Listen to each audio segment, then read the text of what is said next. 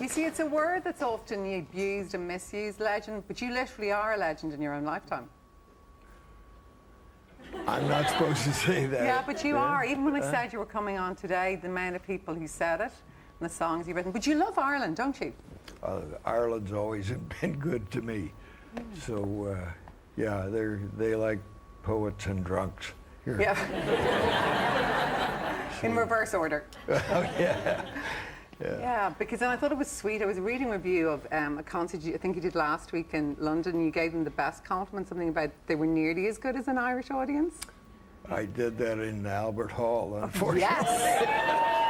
Woo!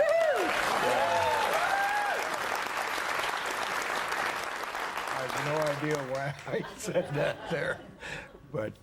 we were very happy. Me too. But listen, to go back a long way, where did you grow up, actually? In Brownsville, Texas, down on the Mexican border. And I guess Mexican songs and country songs were what I listened to the most. Was your dad in the Army? Yes, he was in the Army Air Corps and then the Air Force, and we moved around a lot.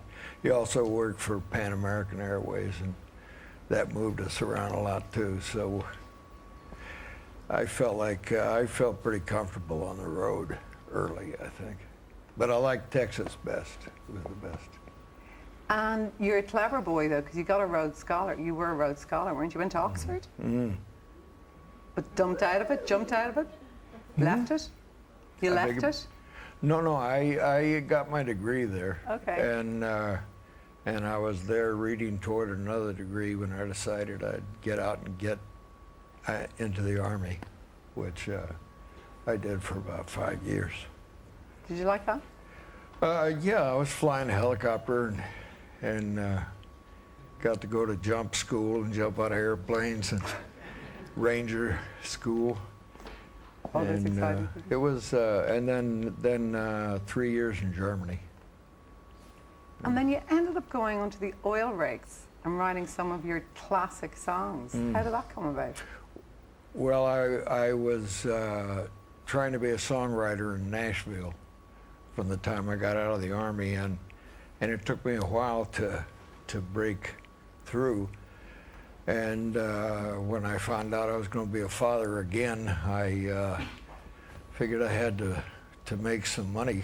And so for a couple of years, I would work a week in the Gulf of Mexico, flying helicopters to the offshore oil rigs, and then I'd come back and try to sell my songs for another week.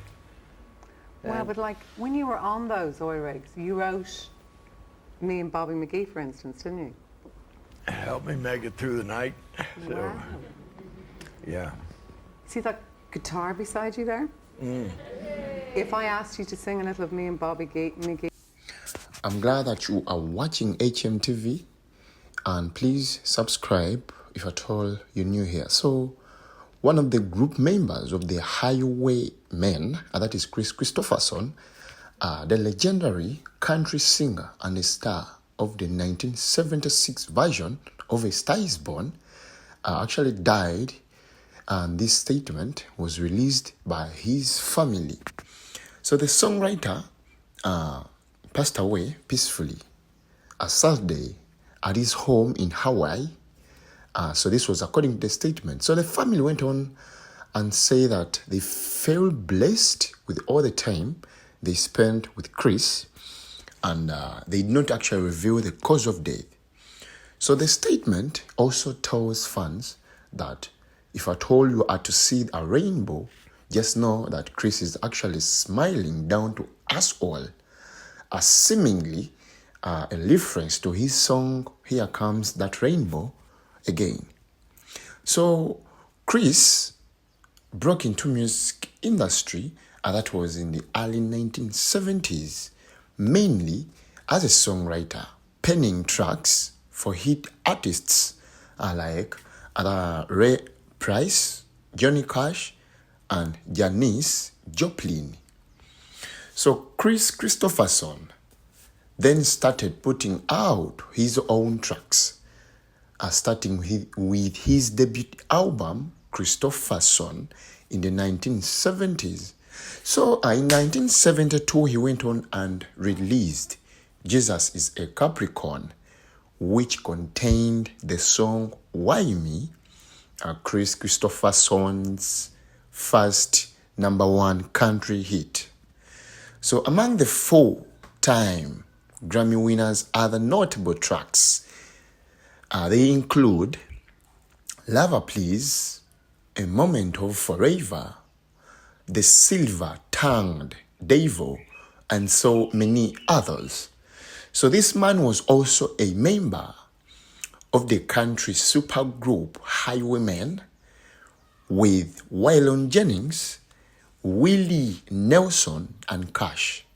So Kris Kristofferson also had a successful acting career, by the way, most notably appearing alongside Barbara Streisand in the movie A Star is Born, which was released in 1976. So Kris Kristofferson played John Nomad Howard, a rock star in decline who hopes Streisand's character kick off her career. So the movie's since been remade by Bradley Cooper and Lady Gaga. So Kris Kristofferson died when he was survived by his wife Lisa and kids, that's to say Casey, Jesse, Jody, John, Kelly, Blake, and Tracy. So not to forget, Kris Kristofferson died when he was 88 years of age. So may the Almighty forgive him where he went wrong.